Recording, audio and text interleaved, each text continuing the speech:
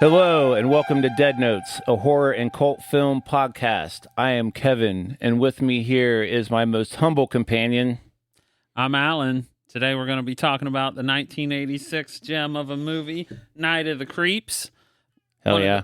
One of the best movies that nobody claims is their favorite movie, starring Tom Atkins. The reason why God made fathers. He does so much heavy lifting in this movie. It's a good cast, but... Yeah, it's like his peak in his head, I think. Well, it's his favorite movie, so he was 100% on board. Yeah, he was all in. But when did you see this movie first, Kevin? Oh, I don't know. It was probably like the 90s, 91, 92. It's vague. It was always the movie that was like sun bleached on the shelf at like the video store. Didn't always get rented, but it was one of those you put in your lot of 3 for the weekend. So somewhere around that era. Yeah, I can't remember when I saw it. I want to say, I'm sure it was the 90s, but it's one of those that's just kind of been with me for decades at this point, and I highly recommend it to people who haven't delved into the 90s catalog of movies, horror movies, because nowadays, you have thousands of options on Tubi and Shudder and other streaming services. You always just kind of walked by this one and you've already watched it and you're like, Night of the Creeps. I'll get that another time, but... And it's kind of, it's original and it's not original because it's basically a zombie movie. But, essentially.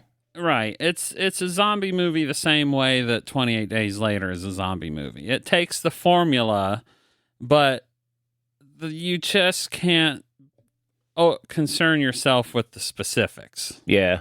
Right? Because you just got to go for it and watch it and have fun with it. Yeah. It's a great movie. Brain worms. Giant brain worms. So there's a sci-fi element in there too. So, I mean, I don't know. Yeah, it starts out as a sci-fi movie. It was a different idea for back in the day, I believe, as far as like zombie movies, because everything was following the tradition of you get bit, you get infected, you turn into a zombie. This is completely different because now these slugs are getting into your brain and controlling you just so that they can have a host to cocoon in. So different idea. I don't know. Well, I'm sure someday we'll go over the Romero zombie criteria. Yeah. But for this movie, they call them zombies. Yep. Whatever it is. Whatever. Just watch it and enjoy it, goddammit. Yeah, just have fun. Laugh at Tom Atkins and model yourself after him. Yeah, and there's you got Jason Lively, Rusty from from National Lampoon's European Vacation. Oink oink, my good man. Somehow got cast as the heartthrob in this movie. Yeah. Or the love interest, whatever you want to call him. He's like the man. Yeah, he's the wimpy Romeo. I wonder if Jill Whitlow had a little issue with that. Like, you think this is the best I can get?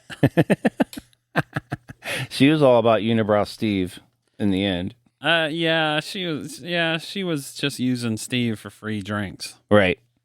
The monobrow Steve, the jock at the party.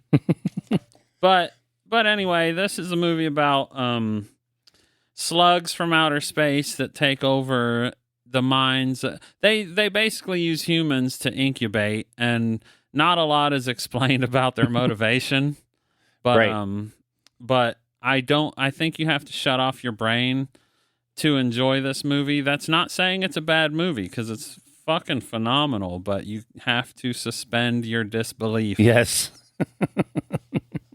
And we'll get into some of that. As with any old school horror movie.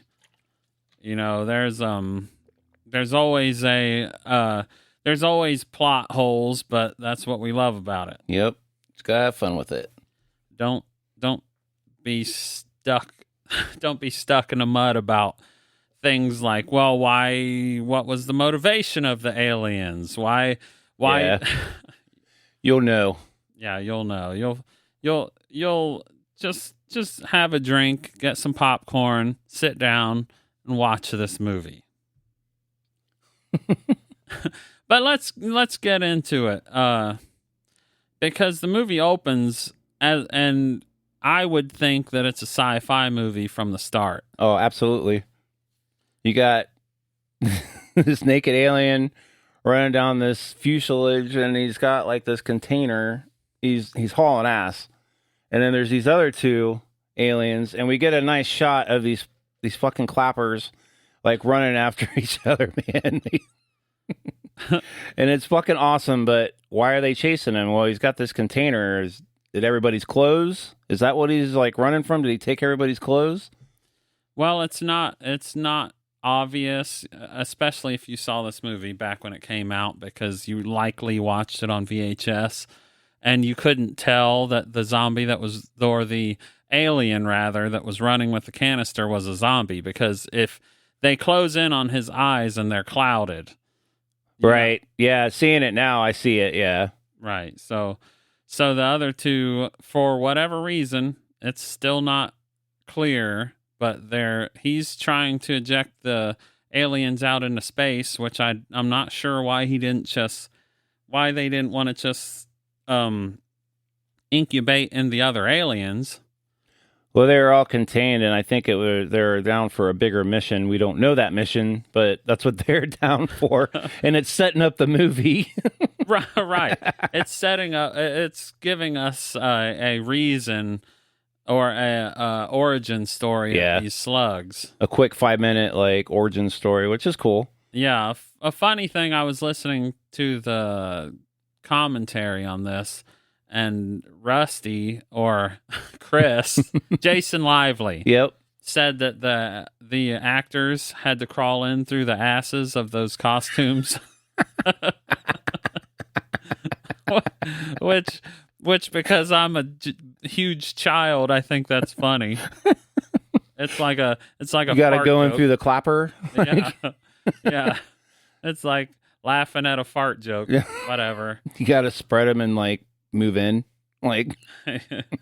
Yeah, but you get the quick origin story, and then it flashes to 1986, black and white, which I wish the rest of the movie was shot this way because it looks fucking awesome. It does. You get the intro credits in color on top of the black and white film. Just looks great. Yeah, it gives that old drive-in feel to it, which I think is pretty cool. Well, black and white back in the day on VHS looked terrible. I remember the first time I saw Night of the Living Dead, 1968. I had it on VHS and watching it on an old television, on an old VCR with this old crappy. I think it looked better that way, at least on VHS. Obviously, they've remastered it 50 million times over now, but... That's my point. Yeah. It's like this black and white looks great. Yeah. And when they remastered Night of the Living Dead, it looks great. Yeah. But when I watched it as a kid on VHS on an old television, the contrast was so bad that I hated black and white. But now I just wish they'd make everything this way. Yeah, it's cool. I like how it's come along. I mean, no one gave a shit then about that. Like they're like, this ain't going nowhere. And now look at it. Yeah, so we're at like we're at makeout point, basically the stereotypical 1950s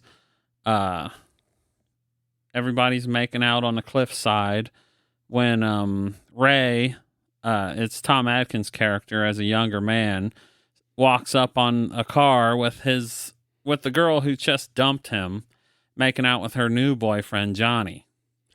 Yep, he walks right up and he's like, want to know what's going on, wants him to get away from her because he's the better man. I mean, cock blocks the shit out of Johnny. Yeah, she's in there getting fucking finger blasted. I don't know. He walks in on that. I don't know if they've made it to that point yet, but it was gonna get there. So yeah, he's like, you need to get away from this man. He's loose. But I had an idea about this because, you don't see a police car, right? You just see Ray stumble upon the car that just so happens to have his ex-girlfriend and her new boyfriend making out in it, out in the middle of nowhere. Right? He's been sitting there chilling Right. the whole time because he knows they're going to go there because that's where he blasted her. It's like... Right, it might be. They run a pattern. Yeah, it might be just him remembering, or him, he might have been just sitting up there crying. And they pulled up. How terrible would that be? Yeah, oh my God. What a fucking night, dude. The girl you're obsessed with pulls up as you're sitting up there crying, trying to have remember your times you had together, and she pulls up there with her new boyfriend, who's clearly just trying to fuck her. Well, yeah, I mean, that's the whole reason why they're up there. But my theory on this was that that because you get the we're hearing all this from Ray's perspective, so I'm thinking the whole untrustworthy narrator. But we don't know that at that point yet. Right. It's right. I'm just saying this you got to keep in mind that when you see these flashes, this is the director showing you what Ray's remembering. So or wanting you to see. So not necessarily a memory, but his version of the story. But we'll go into this more later, but I'm of the mind that I think Ray murdered Pam. And it just happened, just like in that version of the story. Yeah. Johnny's, when they what happens is when Ray leaves, they see the meteor, which is the canister from the spaceship. Right. And then Johnny and Pam go to follow it. Yeah, they're there in the car, right? And then the meteor falls. Yeah. And then they go to follow it or whatever for whatever ungodly reason. Okay. Yeah. Yeah, so in that version of the story, Johnny still gets the slug in his head, and Pam gets murdered by the axe murderer. Right. But that's what we're seeing that through Ray's version. I think that Ray murdered her, and it just so happened because regardless of what story's true. Well, what if the meteor never fell? What if that's just like a figment of his imagination, though? Well, if the meteor never fell, then he's chopping both of them up. Right, that's what I'm saying. And he got... But if you watch the movie, the meteor clearly fell because he ends up in the cryo. Allegedly, because that's where, if we're going from Ray's side of the story in the beginning. Right, but regardless of what version you want to believe, the slug still managed to get into Johnny's head. So I'm inclined to believe that. Yeah, I know. I'm just fucking with you. But I'll go into it a little more later. But I think that we're being told a story that's not completely true. Right.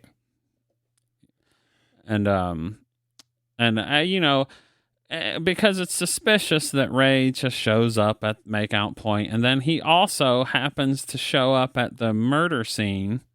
Yeah, right after that too. Like he shows right up there, and that's when he starts talking to Pam. Right. And he's like, "Let's just go, whatever, Or no, wait, that's when he walks up on him. So actually, it did take him a second to get there.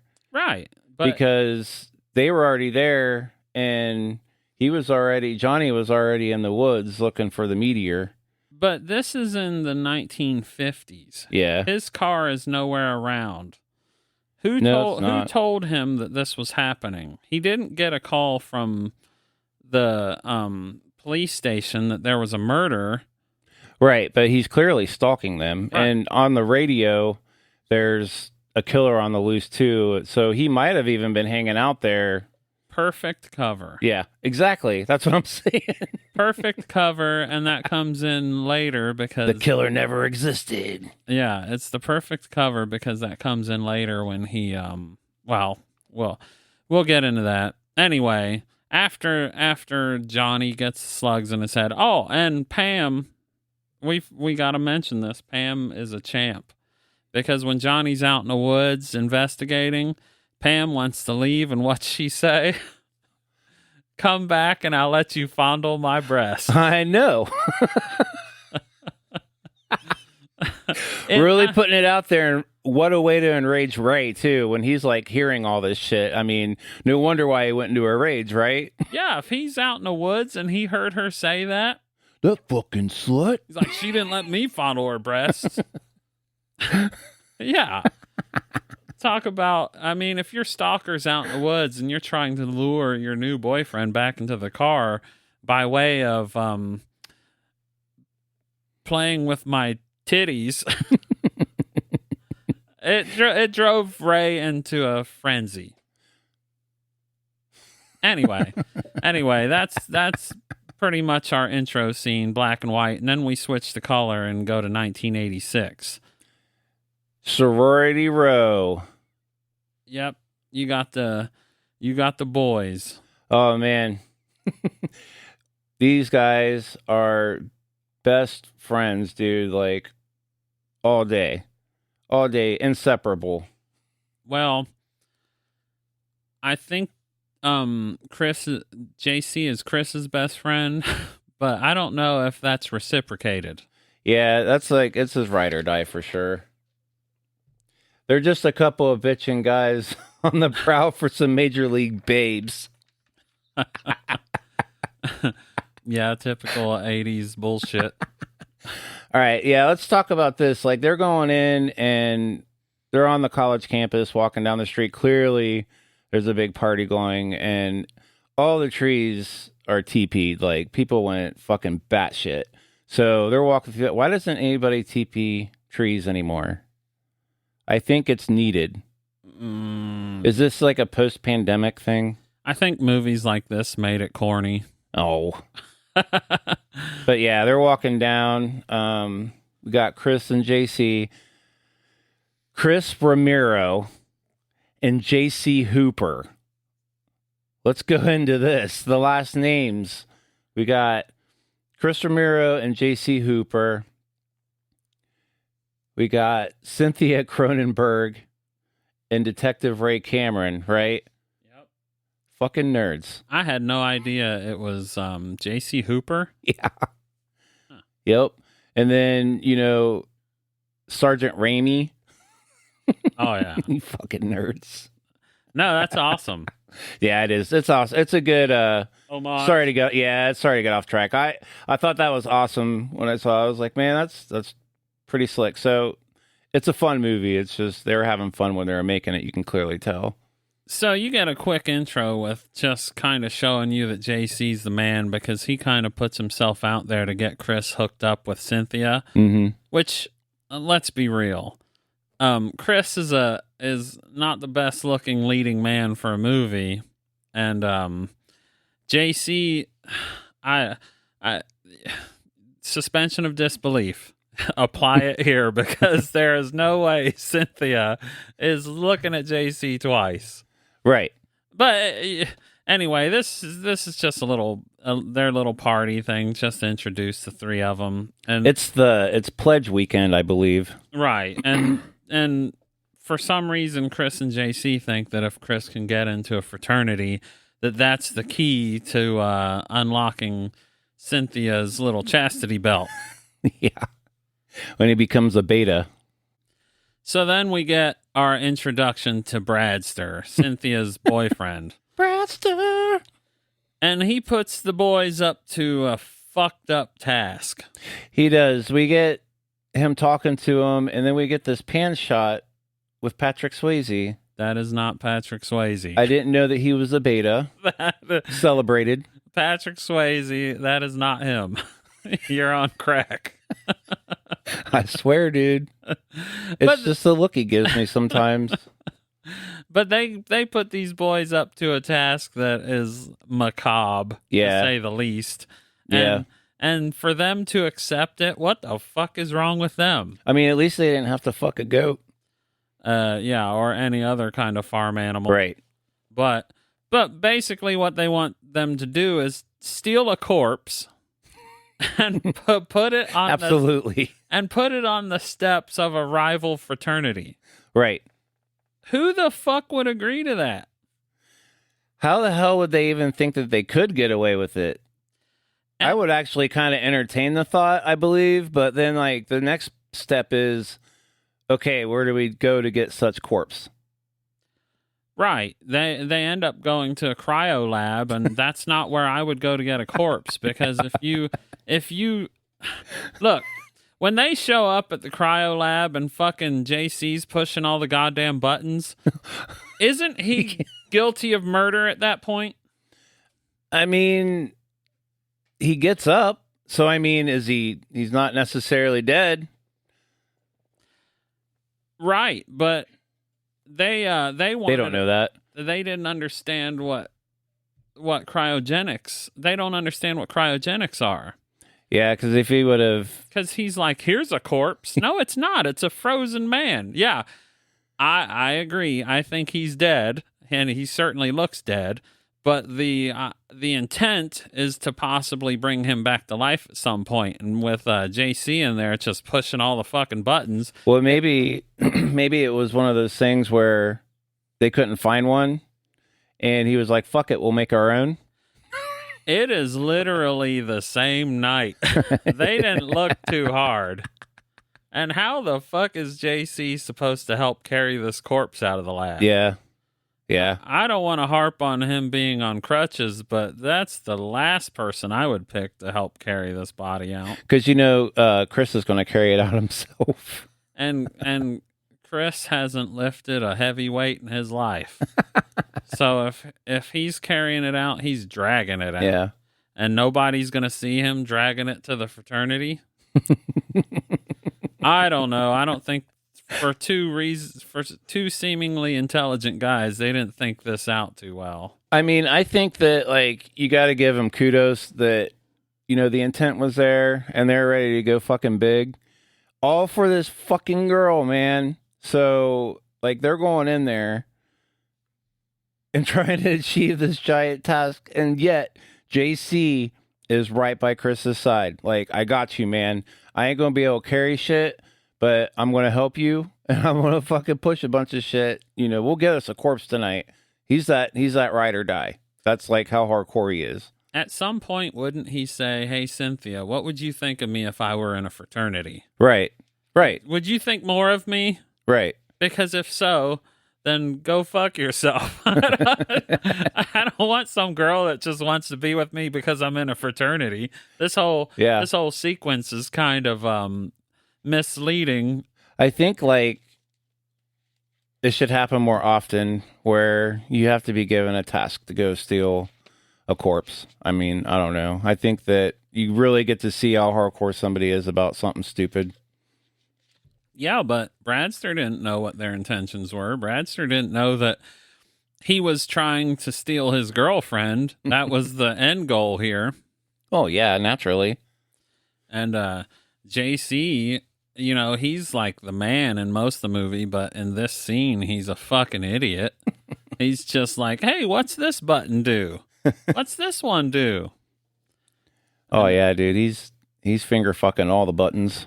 Yep. Sadly, Johnny never got to do the finger fucking. He got a head full of worms before he ever got the opportunity. Well, I mean, shit ain't gonna stop him. Yeah, so they get back. The body falls out, and their plans change really fast, and they just run the fuck out of there. And you pointed this out to me. I didn't notice it before, and it makes more sense now, but with JC moving faster than hell. Yeah. Like, I thought he was on some kind of conveyor belt or something, but I think the reason they're zoomed in so close to his back is because his legs are just... he's just running like a cartoon character. Yeah. He's like, just zoom in on my back. I got this. Yeah, dude, he's fucking flying. But let's talk about Chris fucking running up the stairs and leaving JC behind. Oh yeah, he's take my friend. His loyalty is definitely misplaced because I don't think Chris is that good of a friend. JC has all the confidence, and Chris reaps all the rewards. Yeah. But, they get back after they fail stealing the corpse because they get spooked. They get back to their little dorm room that looks like the inside of some kind of trailer in a trailer park. It doesn't look like any dorm room I've ever seen. Yeah, it's super small. With the dead fish in a cloudy bowl. Feed your fucking fish, man. Yeah, dude, like, JC can't get over there to feed it, like, every day. He's, like, taking care of all your shit.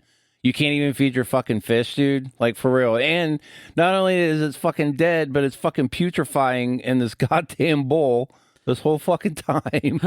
But we get, like, you get your first little shot of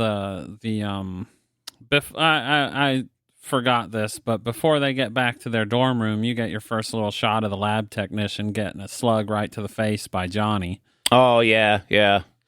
Just a side note, but then to pick up back where they're at their dorm room, we were talking about their little pillow fight because they have a little fight in the dorm room like a couple of little kids, Oh, yeah, they're arguing because basically JC called out Chris and told him he's a fucking pussy. He's a fucking dickhead. But then they get, they have their little pillow fight, and I thought it would be hilarious if what we talked about before with if you fade to black and Chris is just beating the fuck out of JC. Yeah. With the pillow.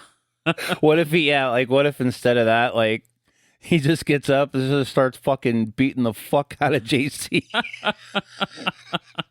You see his crutches in the air, and shit. And he's just fucking going to town on his fucking face. Yeah, and then it fades to black. You throw me that pillow, will you?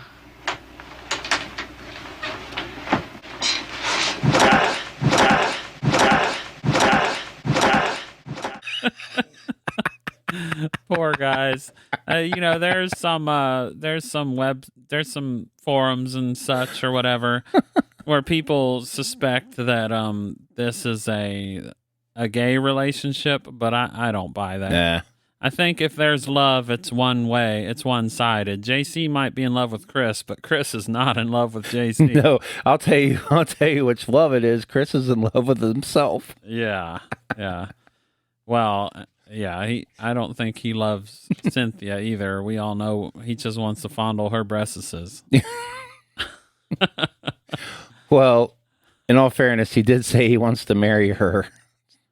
Yeah, but but then we get the man. We got the reason why God made fathers. Thrill me. Tom Atkins. And his, however he's seeing himself as his Don Johnson character. Well, we don't know what's happening at this point because it just cuts right to it.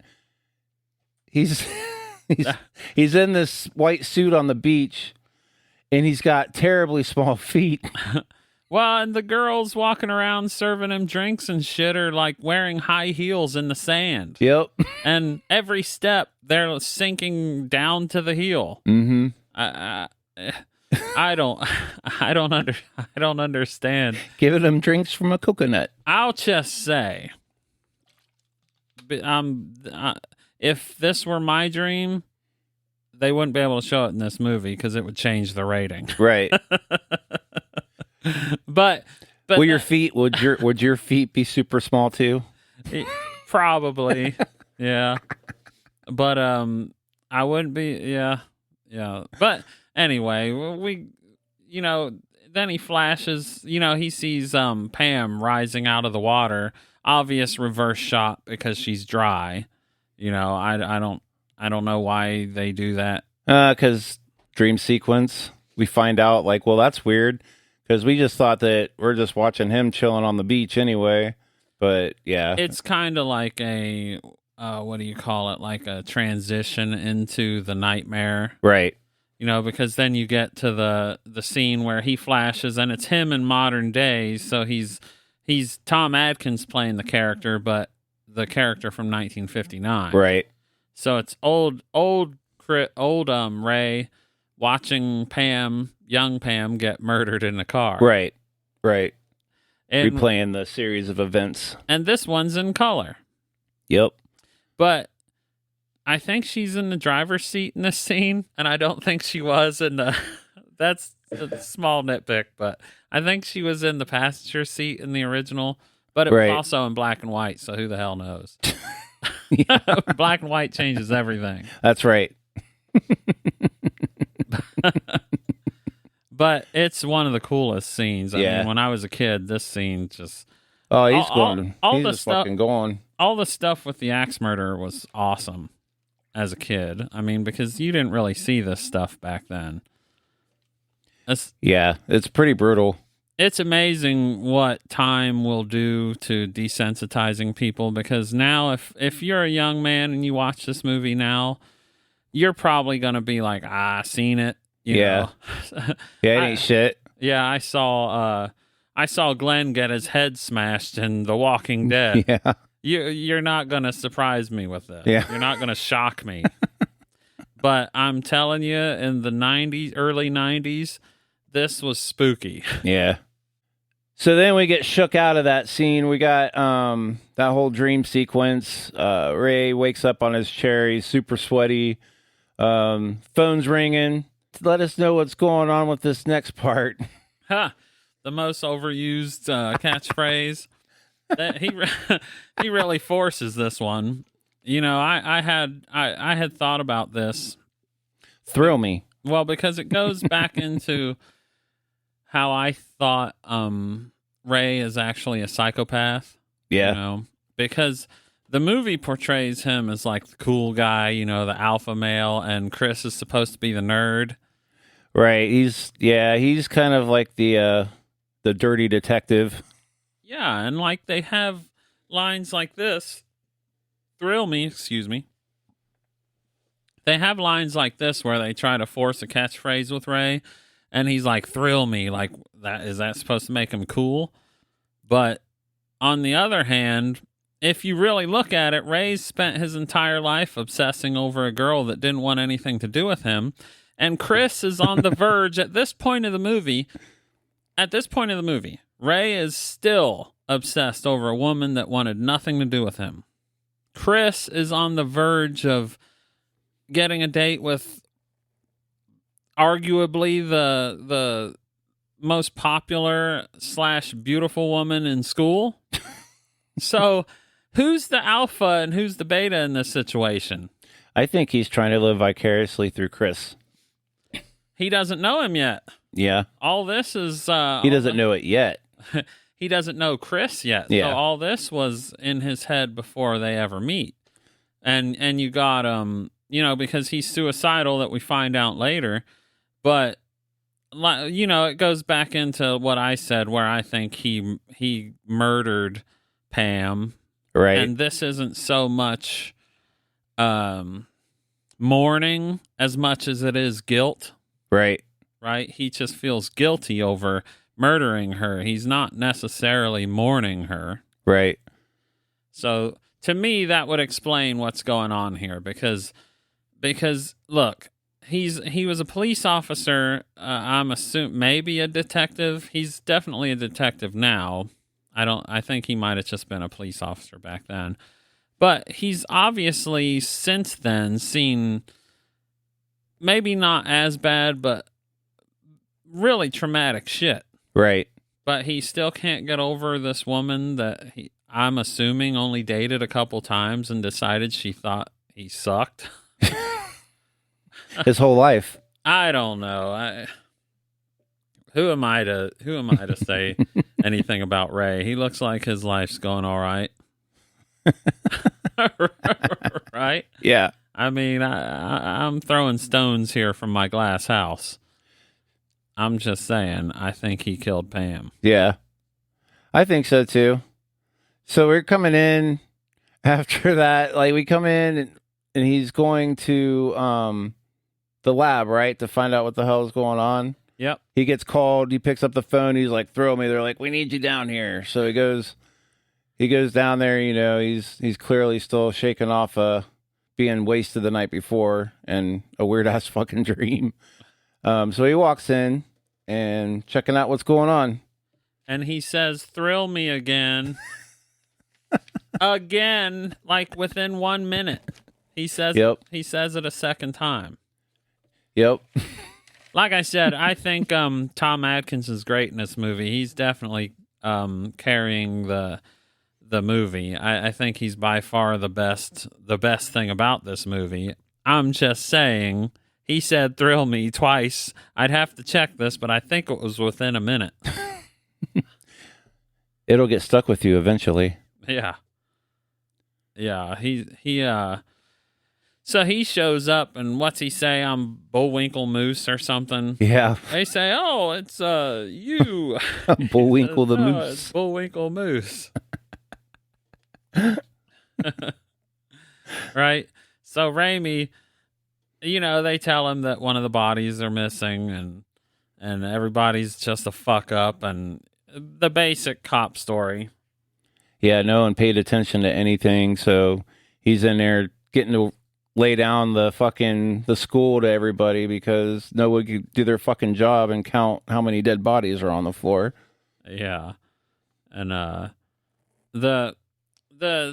he does when what's it? There's a funny line in here, and they kind of give him all these goofy lines. I don't know if they were trying to make him sound cool, but he just sounds like someone's goofy father. Yeah. Like when he finds out the body's missing, he's like questioning everybody, and then he says, "Raimi, are you going to straighten us out, or am I going to have to play Poop Patrol with your nightstick?" What the hell? Now, look, if you said that to me, I would assume that you've been working that one out. You didn't just come up with that. Yeah, you were chewing on that one the whole way to the scene. Like he's sitting at home writing this shit down. Yeah. Yeah. Like, I know what I'm going to say. I'm going to say Poop Patrol with your nightstick. What the hell kind of introduction is that to him? I don't know. Oh my God. Yeah. But fucking stupid. But when he walks out, is this the point where he gets the flashback to the house mother's cottage? I believe so. Yeah. So he's because this is where he admits that he tracked down the axe murderer and killed him and kept it from the police station. Mm-hmm. Why do you think he would do that?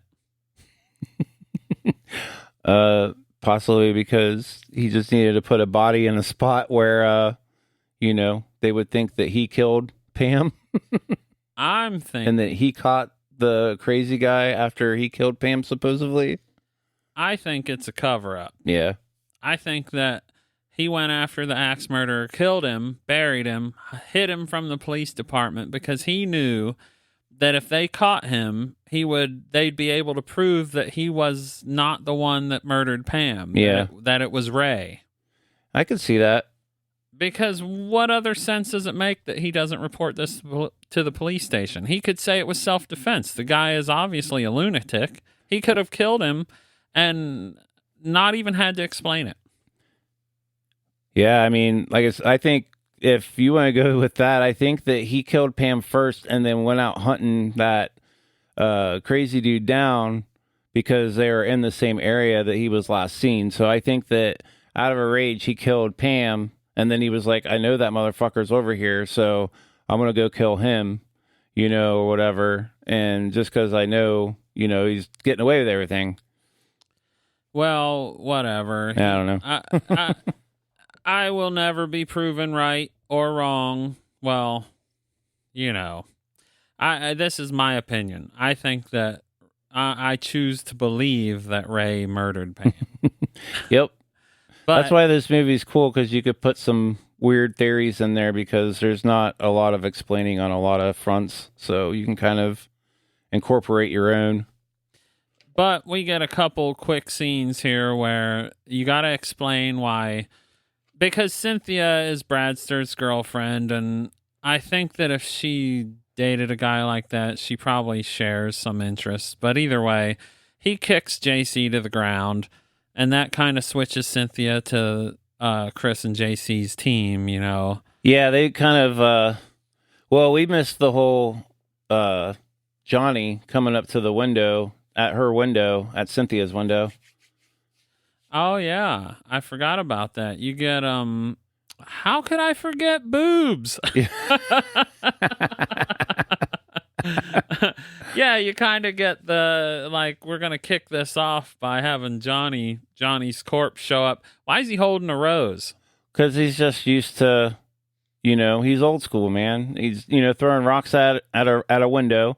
He's familiar with that place, right? Even if you got slugs in your head. That's right. Chivalry is not dead. Right. So he goes up, he's up at her window, and she's like, holy shit, and she's like clearly doing like the undressing thing in her room.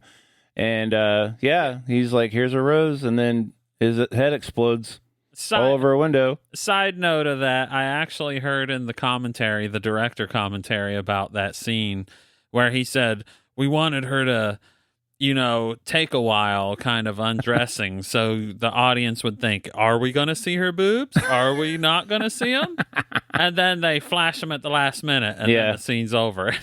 And that doesn't even matter anyway because they show them later on. That's directing in the 90s. Oh, 86 rather. But 80, that's directing in the 80s. Yeah. 86. Yeah. We just didn't see it till like the 90s. Well, yeah. Right. But that's kind of our introduction to the whole outbreak. He's like patient zero. Yeah. And then, after Cynthia switches teams, you get the interrogation with the janitor, and well, we get all that, but like after they end up finding the other corpse later on that night. So, which one? The one who's at Johnny's corpse. They end up finding that, and they go there to check it out, and then we cut to the next day or whatever, and we got JC and we got Chris walking down the campus, and Bradster encircles them and goes off on them about them dropping the corpse on the wrong side of the wrong sorority. Is that what it was? Or the fraternity? Well, it was supposed to be the fraternity, but he dropped it at the sorority. He's like, how dare you? Yeah. This is my fucked up plan. You sick fucks. You sick fucks. What? How does Johnny's corpse end up on the steps of the sorority when his head popped open on the fire escape? That's true. Maybe he walked a little bit after his head popped. I don't know. That's interesting. Yeah. But I guess we're reading too deep into that one, so... Yeah, maybe he just... They threw his body there, and that's where we're at. We'll just say the slugs carried him there. Yeah. He just walked himself on over. Good. So, yeah, so then, like, they get into it, and he... And then Chris says, I don't know, it's all Greek to me, which I think is fucking hilarious. How clever. Oh, what? I had no idea he was so clever. He pulled one out, man, so, there you go. They were in awe of his intellect. Yeah. Oh, it severely offended him. Yeah. So then JC gets tripped by the Bradster, and at that point, Cynthia is like, man, fuck you, and then like goes over and helps them up, and she's no longer on their side. Yeah, Cynthia, you had to have the scene that changes the teams. That's right. You can't just have her. You can't just have her for no reason decide to start fucking and hanging around with JC and Chris because Cynthia ain't doing that in real life. Yeah. If real life has taught you anything, the most popular girl in school does not date the redheaded nerd.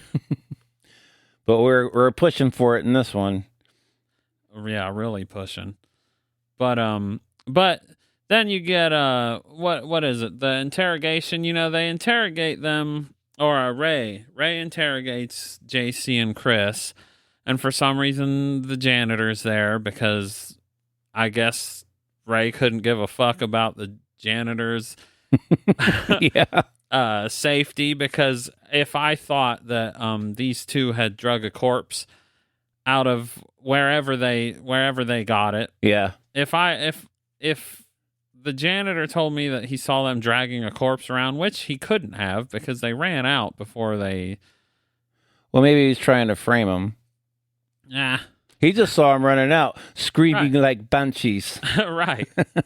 Right. Screaming like banshees? So we got JC in the bathroom. He went to take a break and let Chris have some time with Cynthia. We hear the bathroom door open and shut, and he sees that someone's walking in. Was that the janitor? Is that the janitor? Yeah, it's when the janitor walks in.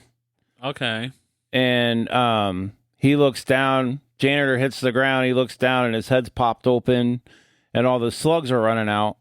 So he's like, oh, shit, what the fuck's this, And he puts his pants on real quick and everything else, and he's looking down, and there's this matchbook that he sees, and he lights a match, and it burns one of the slugs and catches the whole thing on fire and kills it. So it kind of sets up for later on.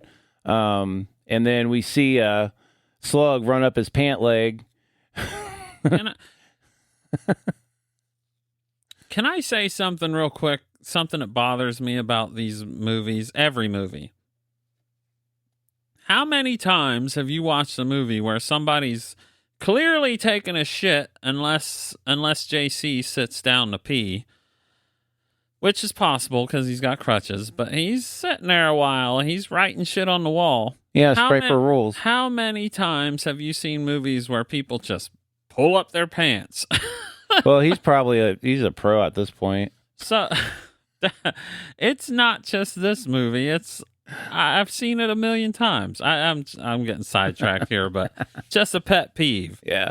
But anyway, this is kind of our where JC is some kind of what would you call it? Like a Jedi. Like not a Jedi, but he is intuitive. Yeah. He is an intuitive motherfucker, because I would never think to reach for those matches on the floor. Yeah, it's a weird thing, and to even light it, but maybe he's just being polite, lighting a match, and it just turns into...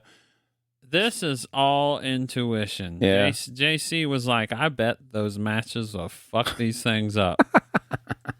Right? Why else would he do that? JC's the man. Yeah. He knows ahead of time. Yeah, and you get and this is kind of, the last this is one of the biggest scenes in the movie, because it's saying farewell to one of our favorite characters, our ride or die JC. Probably our favorite. And we have a theory about why he was able to we'll talk about this more, but I think that because it shows a slug go up his pants, right? Right. And it's implied, not shown on screen. It is only implied that one goes into his mouth. Yep.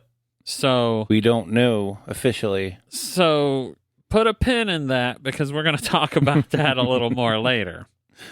But he discovers, which it looks to me, if you watch the scene, that the slugs are attracted to fire, because when he throws the match, it goes right for it. Right. Yeah. And it's like the fucking thing's made of gasoline. Because it just ignites. Yep. Boom. He's got one crawling up his leg. He's trying to crawl, and that's, when we see that insinuated. Oh, no, it's not insinuated. No, we see it's insinuated that it's going in his mouth, though. That's implied. Yeah, it's implied. The slug definitely went up his ass. Yeah. That one eventually makes it to his brain. Right. I mean, they were just born. They don't know. A hole's a hole.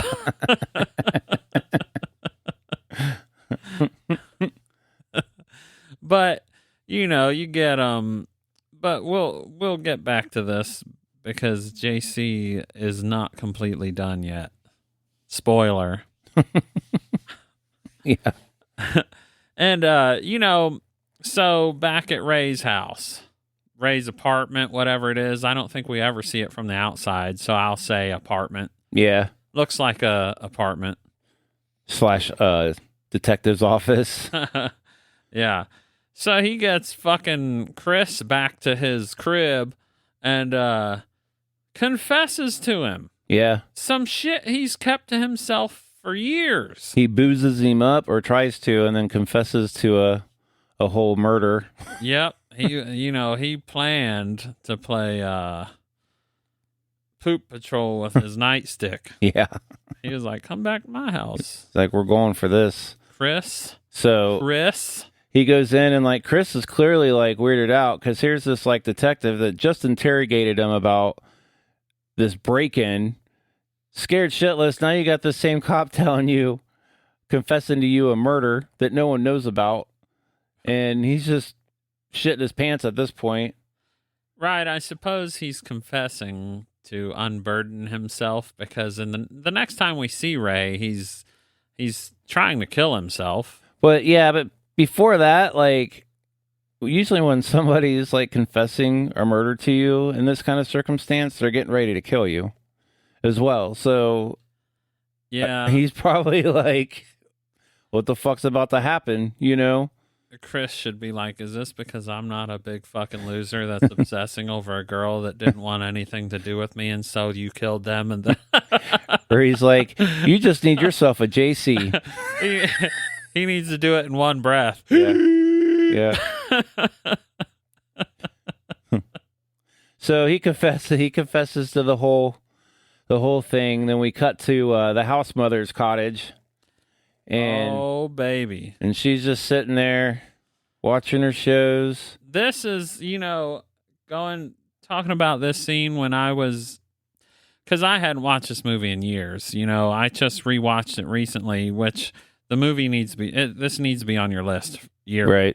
But, I lapse, whatever. I'm not perfect. I rewatched this movie recently, and this is one of the scenes that I remembered. It just sticks in your head because the imagery is fucking incredible. Yeah, it's great. Everything was done really well in this movie for sure. When I was a little kid watching this, I was like fucking looking at my floors like, holy shit, that can happen? Yeah. Yeah, dude. It's terrifying. That's probably what she was thinking when he came out of the floor, and she was like, if you watch it, fuck? If you watch it now, sure, it's not. Yeah. It seems a little goofy. It's still sweet, though. I mean, it holds up. And the house mother, tell me she doesn't look like a character from a Peter Jackson movie. Dead Alive. Yeah. The WLWL. The WLWL. Yes. Yeah. Yeah, but that whole scene with him busting through the floor and you had to clarify this for me because I had no idea. I was wondering why he was under there for so long. I didn't notice the slugs. Yeah, when they like went running underneath, and her house was new. It was a newer addition, supposedly, and that's where he buried the axe murderer. Right. She just sits there and takes it. Yep, to the face. She's like, axe me, baby. Yep. Ask me what? Ask me a question. Yeah. Is that Plan 9 playing on your TV screen?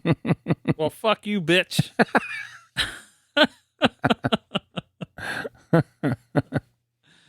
Oh, shit. So, fucking, they get the call. He's fucking Detective Cameron grabs his shotgun. Oh, Ray is boned up. Oh, dude, he's fucking hard as a rock. He's fucking... He's tucking it. He's tucking it behind his belt. He's so fucking throbbing hard at this. He's like, "Oh fuck!" Chris is sitting there like, "What the fuck just happened?" What a weird fucking night. And he's like, "This fucking guy just confessed to me and busted out of here." Like, what the hell? Yep, Ray's got purpose. Yep. For about 5 minutes. So he's coming in and he's getting this information because he knows it's the axe murderer. He's like, I knew it. He's coming back, whatever, to avenge his life. Yeah, he's like, I hope this motherfucker can't speak. Yeah. Yeah. Snitches get stitches. Yeah. That's all he's got on his mind. So Oh, he doesn't give a fuck about nothing. But because he might have new purpose in life now that these slugs are here, and if he doesn't want to die, then the axe murderer can't go on living. Because if he's up and walking around, who's to say he can't speak? And if he can speak, he's snitching. Right? Right. So he's going after him. He's like, I got to take this secret down. And they end up finding the axe murderer in an alleyway, a dead end. Oh, yeah. Which, by today's standards, are terrible effects, but I think they look awesome. They're still sweet. They have a charm to them. Yeah, it's always. If you fire fucking guns into somebody and it illuminates some kind of light and stuff. Pretty sweet looking. Yeah. Oh, yeah. And the snicker you get. Yeah. So we get him, he blows his head off, and all these slugs come flying out and run past everybody there. They don't even go for it. They're like, cheese it. Yeah. This motherfucker just blew his head off. All we was doing was incubating. Cheese it. So, yeah. So now they're like, fuck. He's like, all right, sweet. Everything's safe. Let's move on, guys. He's gone. I took care of it. We're good. Yeah, that's why God made fathers. Let's move on. Finally, I can kill myself. Yeah, finally. Sweet release. Yeah. Next one's for me. Yeah.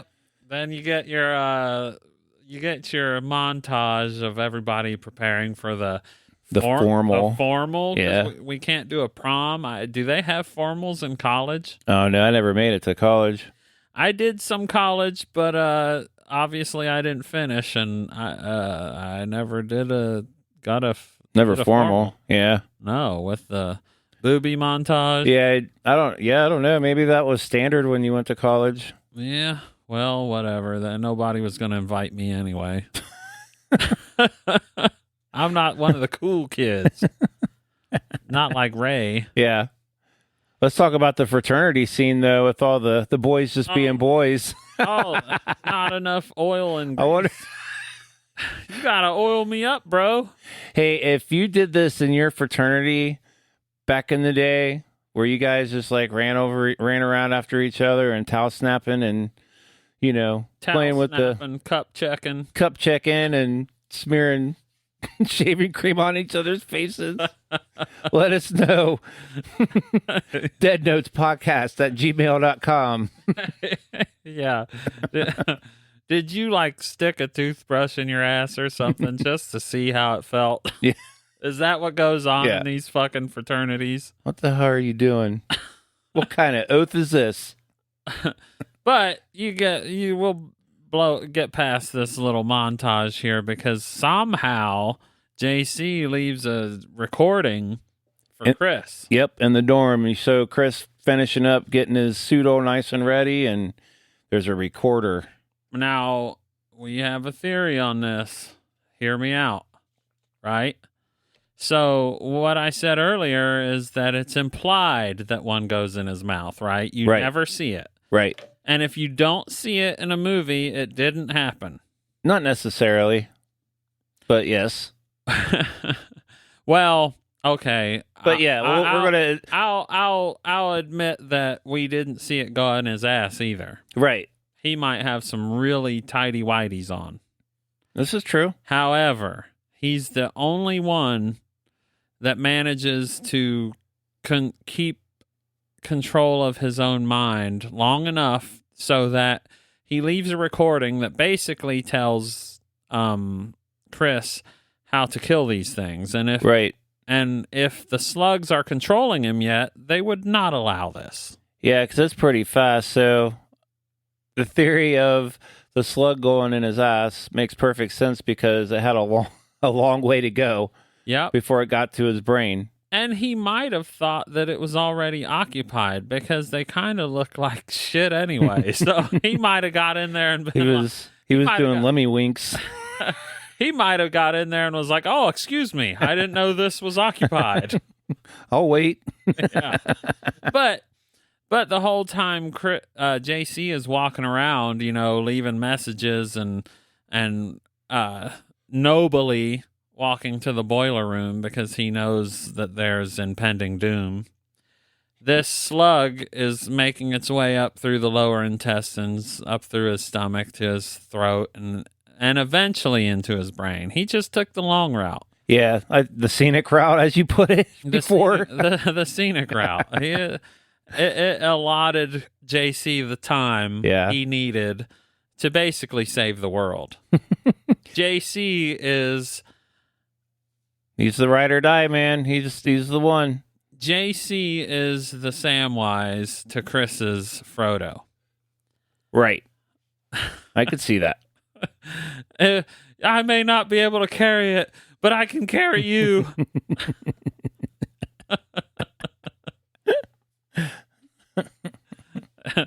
But then, Chris shows up at Ray's place as we find that Ray is finally Ray's trying to kill himself. He's got the duct tape on the door, the gas, and the he's ready to go. Full blast. He's ready to punch that ticket, man. But fuck that. Burning yourself to death. I get it. The his little apartment might explode, but it's not gonna kill him. He's gonna be on fire. It doesn't matter. It happens anyway. Yeah, Wilson. Yeah.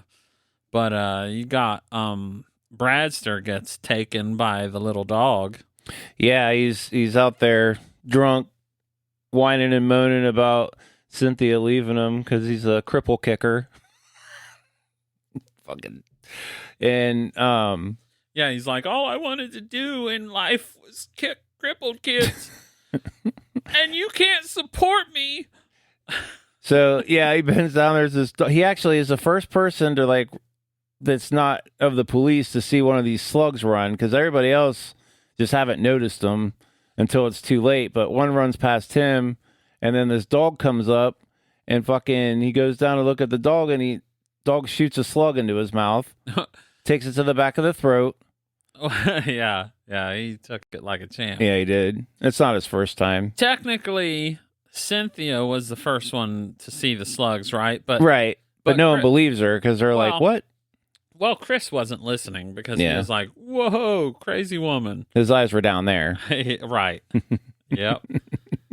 Then, of course, move on to the bus. Yeah, they're all on the bus, and that same dog that got our Bradster fucking got the bus to wreck too. He's like a little slug Gatling gun. Yeah, it's like he's got 1 million rounds of ammunition in him. Everyone else, when they expel the slugs, they just fall over and their head pops open. Right. The dog. He made the whole bus crash, and then he went in after we saw our large barge moment, which... Right, with Brian Johnson from AC/DC. Driving their the bus driver. Their bus driver has the large Marge moment, the whatever the hell they did with his eyes. Looked like... He's like, let there be rock! It looked like stop motion or claymation or something. Yeah, it was total large Marge, though. Yeah. And you get there's a couple cameos in here.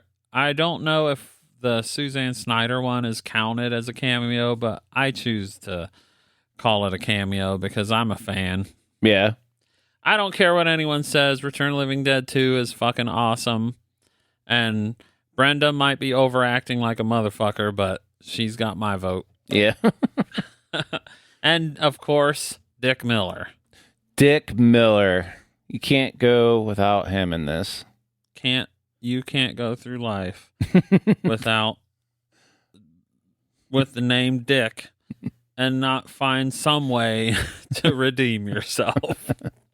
So yeah, they walk in. Detective Ray is completely aware now. He just saw some slugs finally, so no one's full of shit. And they're walking down into the armory. And they're wanting to talk about getting some heavier artillery to fight these things. Oh, yeah. Yeah, because because Chris got the message from JC about how fire kills him, and obviously not just fire, heat kills them, because the ones at the boiler room they just melted. Yeah, they were just close. It's not like they were on fire, just hot. Which I suppose, is it summertime? Could they have just waited till daylight? That's possible, but I don't know what their heat index is. But anyway, Ray is kind of a dickhead to Dick Miller's character. Yeah. Thought he was a bro.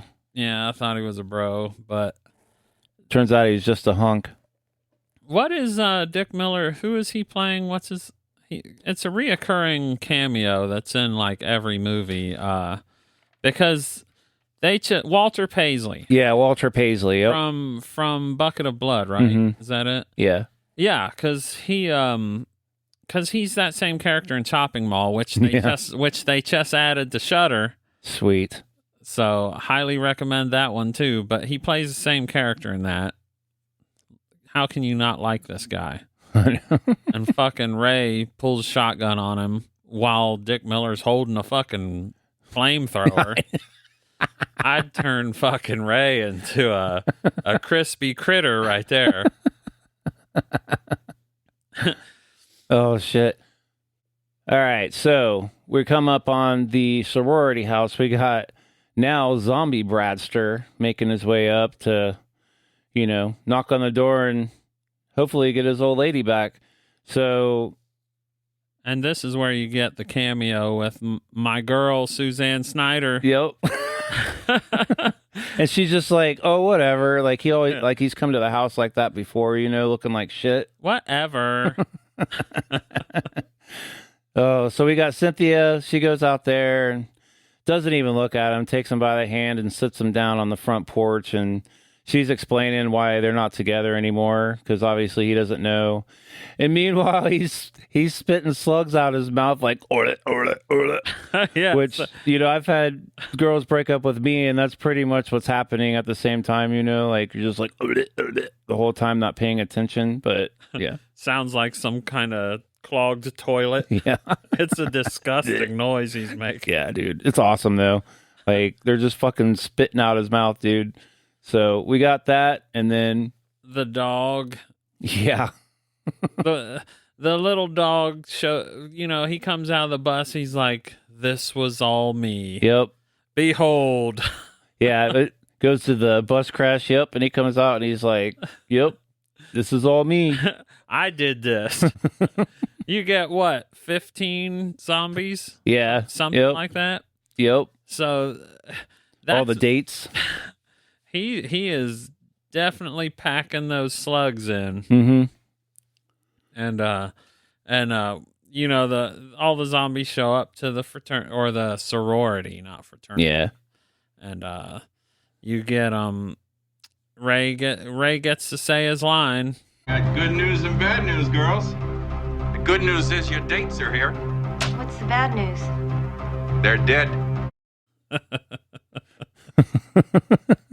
And that's the quote that they chose. They didn't choose "Thrill Me."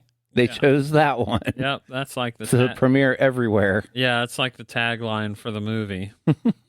Because they were like, "Holy shit, that's so clever." He was like, "Oh my god!" It just stopped everybody. They're like, "Why were we thinking about this "Thrill Me" bit?" This is so. He had this. He was packing this the whole time.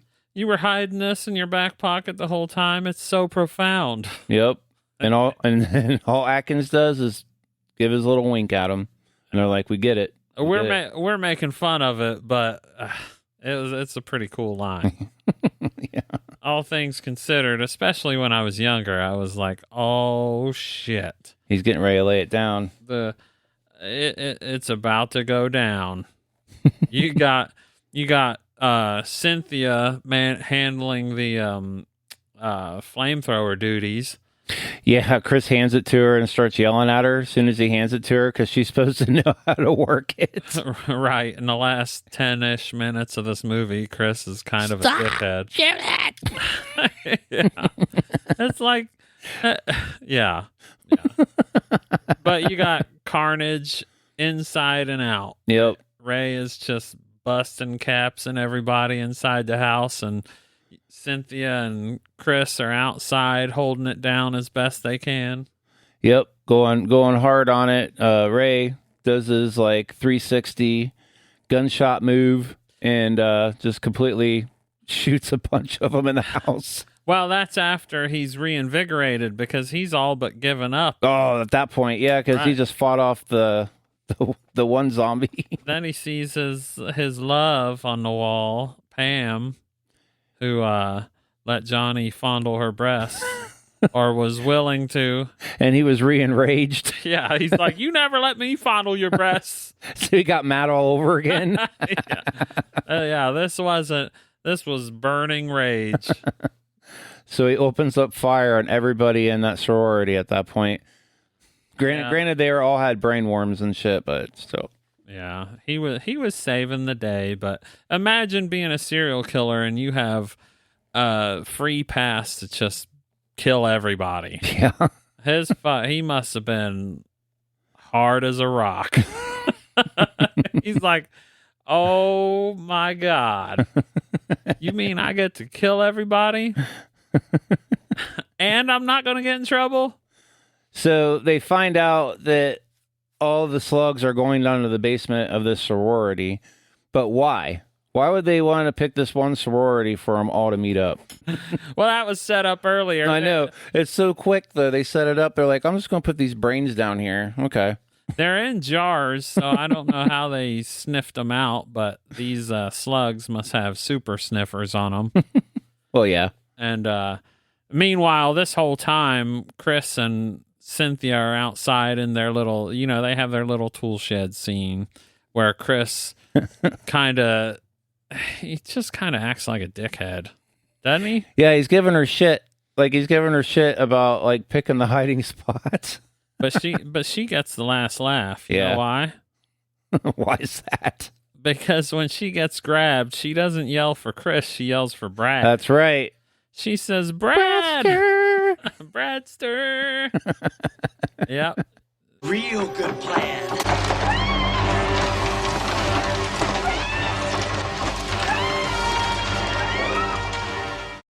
Yep. She knows that Chris isn't going to save her. She needs the Bradster.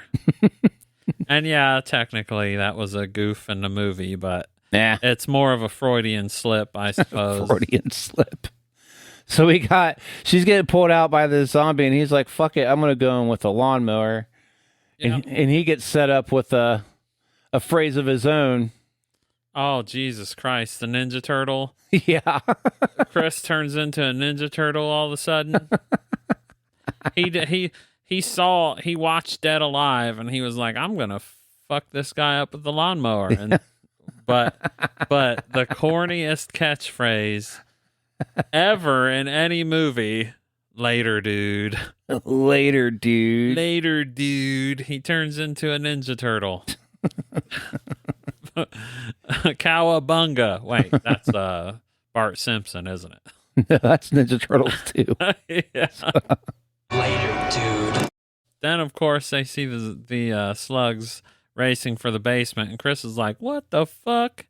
Yeah, like, why are they all heading there? Yeah. So they're heading in. They're like, well, they realize that there's jars of brains in the basement, and they're like, oh, shit, we got to get in there now. These slugs are horny for the brains. So they're walking through. Chris is telling everybody, get out, get out. Could you kind of call this a Return of the Living Dead prequel because of the brains thing? Maybe the zombies in Return of the Living Dead have slugs in their heads. Yeah, that could be true. They just haven't evolved to bust out of their heads yet. Or maybe they evolved to just coexist. Mm-hmm.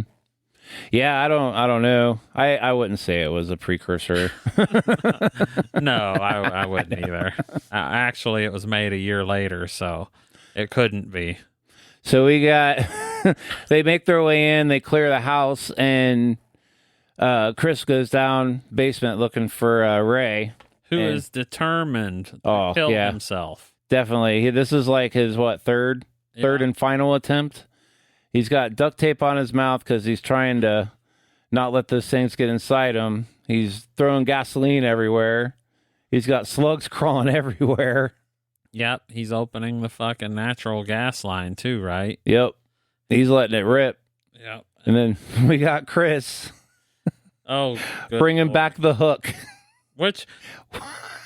What's he bringing back? I would have to watch this movie 10 other times because every time I see it, I just can't pay attention. But I don't think Chris ever hears Ray say, "Thrill me." Yeah, I don't think he's ever said it to him. But for some reason, what he says, "Throw me," and then "Thrill me, detective." Yeah, throw me, detective.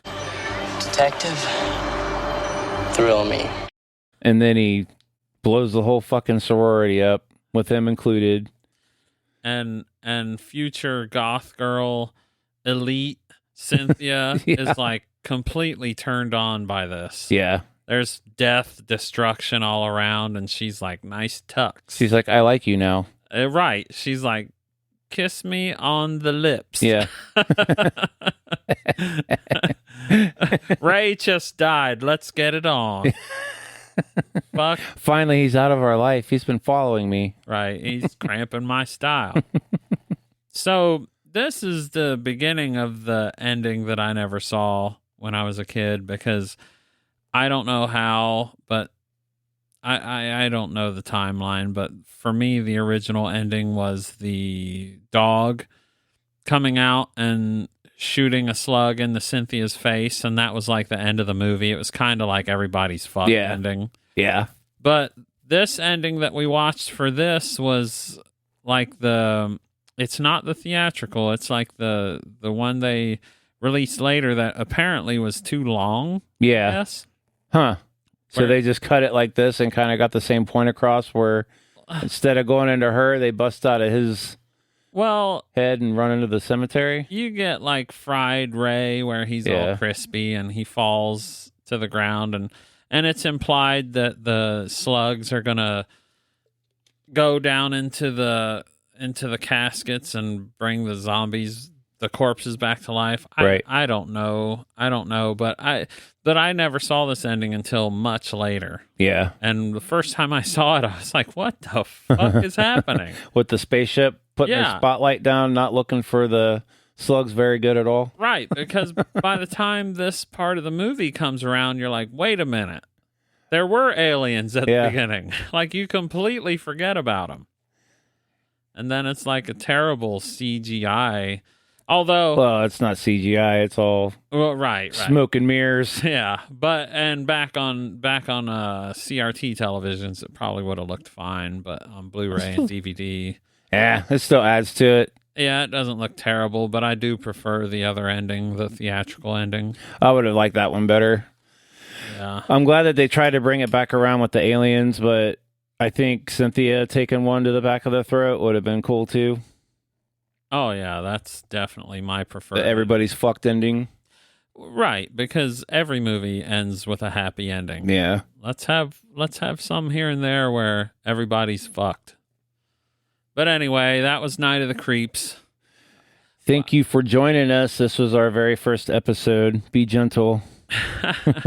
Be gentle, and if you have suggestions for other movies that you want to hear us stumble around and be stupid about, send your suggestions to deadnotespodcast@gmail.com. Yep, anything. Send us whatever. Yeah, we'll make asses out of ourselves. We don't know what the fuck we're doing, man. We don't know shit.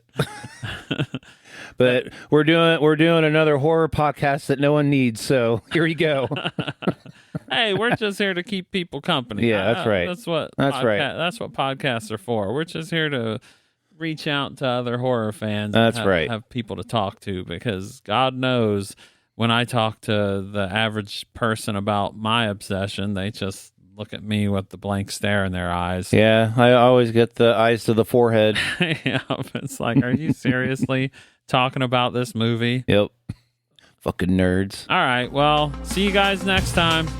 See you, nerds.